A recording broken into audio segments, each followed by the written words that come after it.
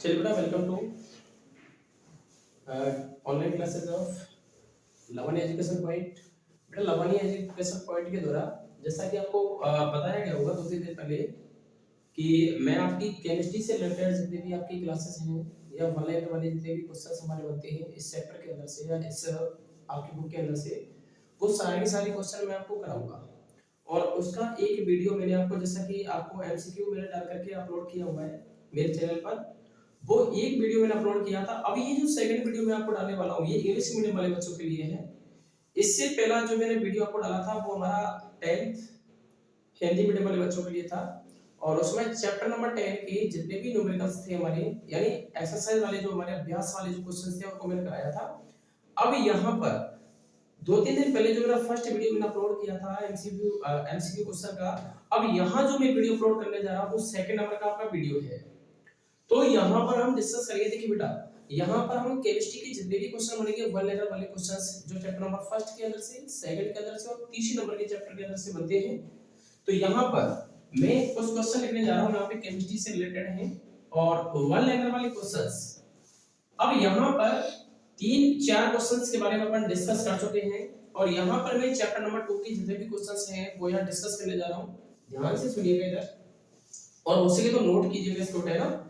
और हाँ, एक बात और, आपको यदि ये वीडियो अच्छा लगे तो इसको लाइक कीजिएगा, ठीक है ना, और हमारे YouTube चैनल को सब्सक्राइब कीजिएगा। और आपको यदि लगता है कि वास्तव में अच्छा वीडियो है तो वीडियो को बहुत ज्यादा लोगों के पास शेयर कीजिएगा, अपने फ्रेंड्स सर्कल में शेयर कीजिएगा, ठीक है, और बेल आइकन को दबाना ना भूलें। तो चलिए बेटा, चलते हैं वीडियो में। तो यहाँ पर अगला क्वेश्चन जो है हमारा, यहाँ पे हम बात करते हैं बेटा कि यहाँ पर देखिए आपने पढ़ा होगा चैप्टर नंबर 2 के अंदर जो कि एसिड बेस सॉल्ट वाला चैप्टर है हमारा, उसके अंदर आपने पढ़ा होगा कि यहाँ पर देखिए राइट, यहाँ मैं जो क्वेश्चन लिखने जा रहा हूँ वो आपको नोट करते हुए जाना है, पहले समझ लेना है इसके बारे में, आफ्टर देन आपको लिखना है। Write any two indicator two natural indicators, write any two natural indicator. बेटा किन्हीं दो नेचुरल इंडिकेटर के नाम बताइए। तो आपका यहाँ पे आंसर क्या बनता है बेटा, यहाँ से देखो आपने पढ़े होंगे, एक तो हमारा यहाँ से बनता है टर्मेरिक। टर्मेरिक का मतलब होता है हल्दी। तो हल्दी बेटा जो होता है, देखो नेचुरल इंडिकेटर क्या होते हैं बेटा, नेचुरल इंडिकेटर ये होते हैं या बे इंडिकेटर जिन्हें नेचर से ऑब्टेन किया जा रहा है, बे इंडिकेटर हमारे कहलाते हैं, नेचुरल इंडिकेटर कहलाते हैं बेटा। यानी बे इंडिकेटर जिन्हें हम नेचर से ऑब्टेन करते हैं, ऐसे इंडिकेटर को बेटा नेचुरल इंडिकेटर के नाम से जाना जाता है। और यहाँ पर मैंने पहला नेचुरल इंडिकेटर आपको लिखा हुआ है, कौन सा बेटा बताइए, टर्मेरिक। और सेकंड नंबर का यदि हम बात करें तो सेकंड नंबर का हमारा कौन सा हो गया, लिटमस। लिटमस भी हमारा एक प्रकार का नेचुरल इंडिकेटर है जिसके द्वारा हमें यह मालूम चलता है कि कोई भी सब्सटेंस एसिड है, बेस है या न्यूट्रल है। अच्छा बेटा, सवाल यह होगा आपके दिमाग के अंदर कि इंडिकेटर क्या होता है।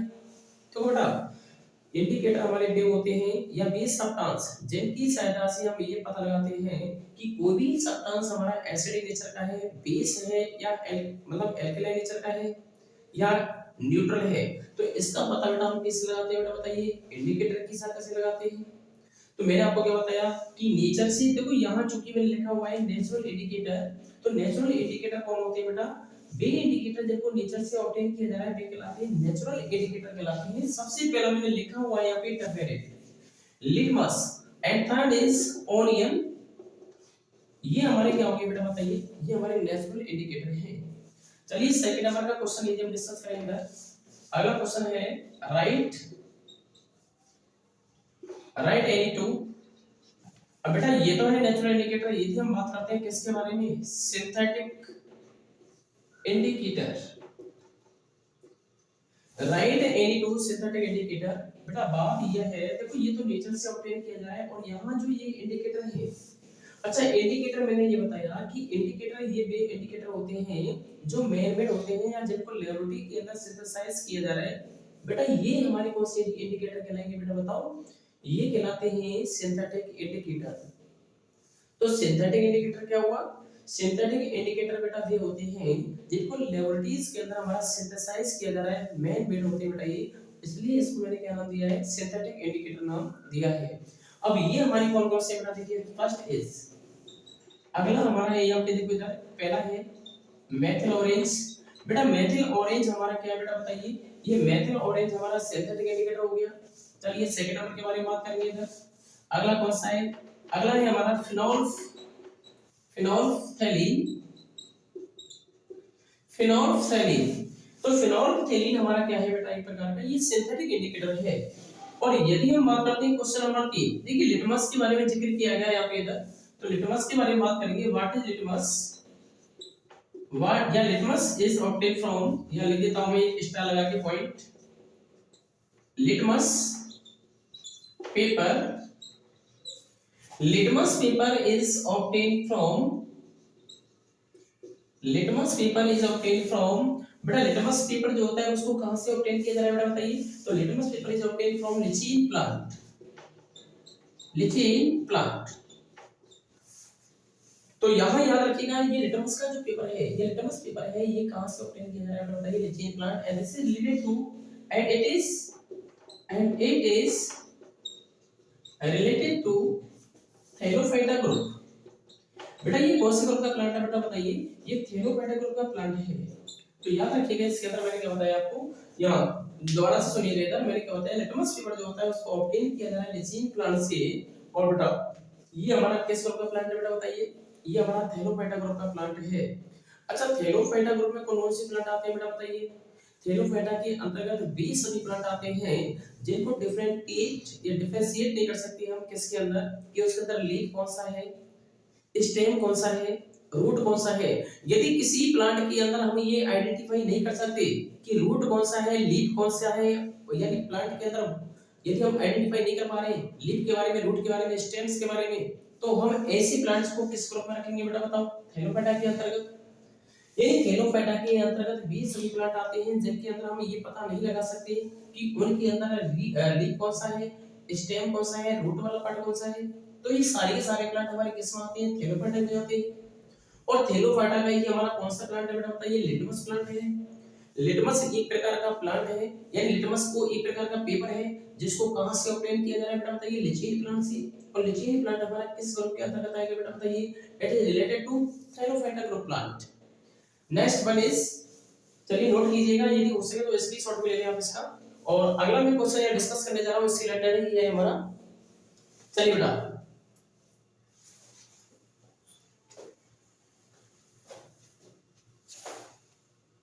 अगला क्वेश्चन हम नेक्स्ट जो है देखेंगे इधर। चलिए बेटा, चलिए इसी चैप्टर के अंदर हमारा एक अच्छा क्वेश्चन है इसके अंदर, यहाँ से देखिए क्वेश्चन हमारा ये भी बहुत ज्यादा इंपॉर्टेंट है। What is neutralization process? What is the neutralization process? तो बेटा न्यूट्रलाइजेशन प्रोसेस क्या होता है जरा देखिएगा इधर। देखो अच्छा क्वेश्चन है, इंपॉर्टेंट है और 2022 के लिए भी इंपॉर्टेंट है। तो बेटा न्यूट्रलाइजेशन प्रोसेस क्या है, देखिए न्यूट्रलाइजेशन प्रोसेस में कुछ नहीं बेटा, इधर सबसे पहले देखेंगे इधर यहाँ लिखा हुआ है मैंने एसिड प्लस यहाँ पे लिखा हुआ है बेस, और यहाँ पर हमारा क्या बन गया, सॉल्ट प्लस वाटर।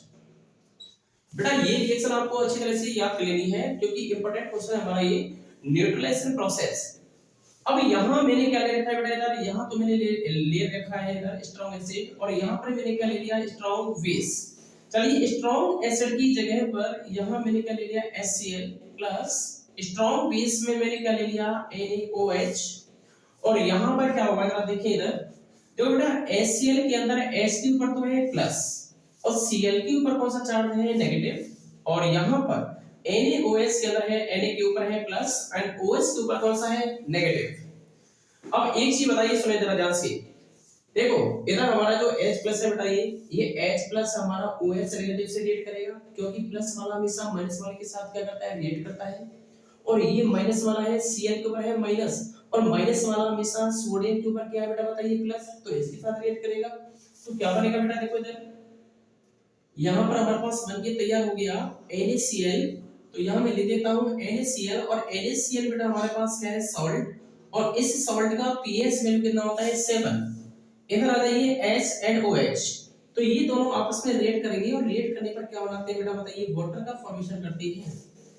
अच्छा इस रिएक्शन में क्या है बेटा, देखो इधर देखो HCl एसिड है हमारे पास, स्ट्रॉन्ग एसिड, तो स्ट्रॉन्ग एसिड को क्या करेगा, स्ट्रॉन्ग बेस के इफेक्ट को न्यूट्रलाइज करेगा, और स्ट्रॉन्ग बेस ये स्ट्रॉन्ग बेस भी बेटा अपने आप में कम नहीं है, ये स्ट्रॉन्ग बेस भी क्या करेगा, इस स्ट्रॉन्ग एसिड की इफेक्ट को न्यूट्रलाइज करेगा।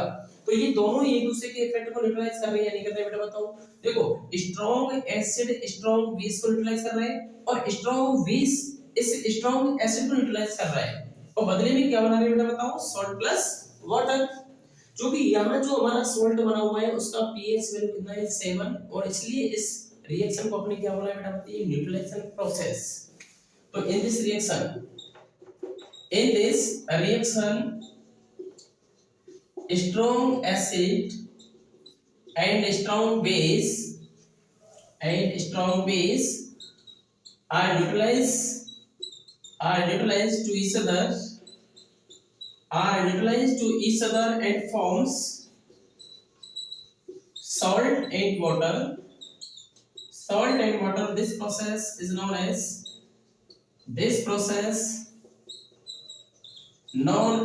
neutralization process, and this process known as neutralization process।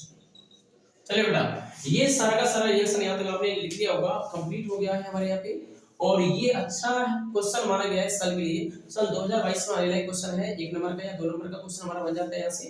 तो अब हम अगले क्वेश्चन के बारे में बात करेंगे, अच्छी तरह से क्वेश्चन आपके समझ में आ गया होगा, ठीक है। अब हम बात करेंगे अगले, अब बेटा अगला क्वेश्चन यहाँ डिस्कस करने जा रहे हैं बेटा अपन। हाँ इस एक चीज बताओ, न्यूट्रलाइजेशन प्रोसेस आया नहीं है समझ में आप लोगों के। अब यहाँ से आगे बेटा हम पढ़ने जा रहे हैं किसके बारे में, अगला क्वेश्चन है हमारा ये जितना भी मैटर आपको कराया जा रहा है, जितना भी मैटर आपको मैं करा रहा हूँ बेटा, ये कितने नंबर का मैटर बताइए, 30 नंबर का मटेरियल है।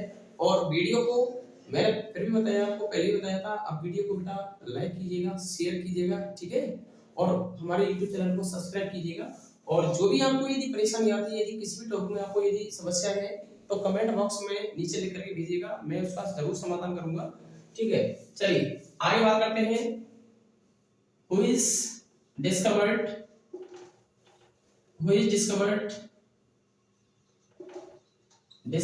of pH scale, who is inventor भी लिख सकते हो बेटा, who is the inventor of pH scale। बेटा pH scale की खोज करने वाले वैज्ञानिक का नाम क्या है बेटा बताइए, तो यहाँ मैं लिख देता हूँ सोरेनसन। बेटा सोरेनसन ने क्या किया था, 1909 में डिस्कवर किया था किसको बेटा बताइए, pH स्केल को। अब यहाँ पर एक क्वेश्चन हमारा ये भी बन जाता है कि वेरियस pH वैल्यू यहाँ लिखने के लिए आ जाए कि what is the pH value, what is the pH value, देखो what is the pH value of various substance, what is the pH value of various substances. Question हमारा यहाँ से कहीं से भी आ सकता है, तो क्यों ना हम ऐसा करें, सारी की सारी pH वैल्यू बेटा याद कर ले। देखो मैं जरूरी नहीं है, मैं आपको ये नहीं लिखा रहा कि मैं 1 या 2 pH आपको लिखा रहा हूँ, मैं यहाँ पर 4 या 5 pH वैल्यू आपको लिखाने जा रहा हूँ। चारों के चारों जो pH वैल्यू है ये आपकी एग्जाम्स के अंदर कई बार पूछी गई है, तो सबसे पहले मैं उन्हीं pH वैल्यू को कराने जा रहा हूँ जो आपके आरबीएससी ने आपको कई बार पूछा है और सीबीएसई बोर्ड ने भी आपको कई बार पूछा है एग्जाम्स के अंदर। तो चलिए सबसे पहले मैं यहाँ बात करता हूँ, pH वैल्यू लिख रहा हूँ बेटा यहाँ पे। सबसे पहला है हमारा ब्लड का pH, तो ब्लड का pH वैल्यू कितना होता है 7.4। सेकंड नंबर का pH वैल्यू है गैस्ट्रिक pH वैल्यू कितना होता है 1.2। तीसरे नंबर पे है milk of magnesia, milk of magnesia का सूत्र क्या होता है बेटा बताइए, MgOH का होल ट्वाइस, और pH मान कितना है इसका 10। चलिए आगे बात करते हैं बेकिंग सोडा, और बेकिंग सोडा का जो सूत्र होता है बेटा वो आपको केमिकल फॉर्मूला मालूम होना चाहिए, NaCO3 and the pH value is 10। और यहाँ यदि हम बात करें, ये सारे के सारे pH मान आपको पूछे जा चुके हैं कई बार। देखो पहला जो हमारा ब्लड का pH वैल्यू है ये कई बार पूछा गया है एग्जाम्स के अंदर। यहाँ से गैस्ट्रिक pH वैल्यू भी हमारा कई बार यहाँ से क्वेश्चन हमारा एग्जाम्स के अंदर पूछा गया है। और यहाँ पर यदि हम बात करते हैं लेमन जूस या लेमन का कितना pH 2.2। 6 है हमारा टोमेटो का कितना बेटा बताइए 4.4। और यदि आप एक्स्ट्रा में यदि लिखना चाहें तो ये लिख सकते हैं, कॉफी का pH मान कितना होता है बेटा बताइए 5.5। चलिए यहाँ से एक और बता देता हूँ, यूरिन का pH वैल्यू कितना होता है 5.5 से लेकर के 7.5। और यदि ये भी हमारा इंपॉर्टेंट क्वेश्चन है बेटा यहाँ से, ह्यूमन बॉडी का pH ह्यूमन बॉडी का पीएच कितना होता है? ह्यूमन बॉडी पीएच रेंज, बेटा हमारी ह्यूमन बॉडी जो होती है, ह्यूमन बॉडी का पीएच वैल्यू कितना होता है? रेंज कितने से कितने तक होता है? तो 7 से लेकर के 7.8, 7 से लेकर के 7.8 के बीच में हमारा पीएच वैल्यू होता है किसका? ह्यूमन बॉडी का। तो ये तमाम प्रकार के अभी पीएच वैल्यू हैं, ये तमाम प्रकार के हमारे पीएच वैल्यू हैं। तो बेटा ये सारे के सारे पीएच वैल्यू आपको याद हो जाने चाहिए, अच्छी तरह से नोट कीजिएगा। और नेक्स्ट वीडियो से मैं आपको कल मॉर्निंग में अपलोड करूंगा। वीडियो को लाइक कीजिएगा और मैंने बताया था आपको, पहले भी बता चुका हूं, शेयर कीजिएगा। ठीक है, थैंक्स ऑल, थैंक यू।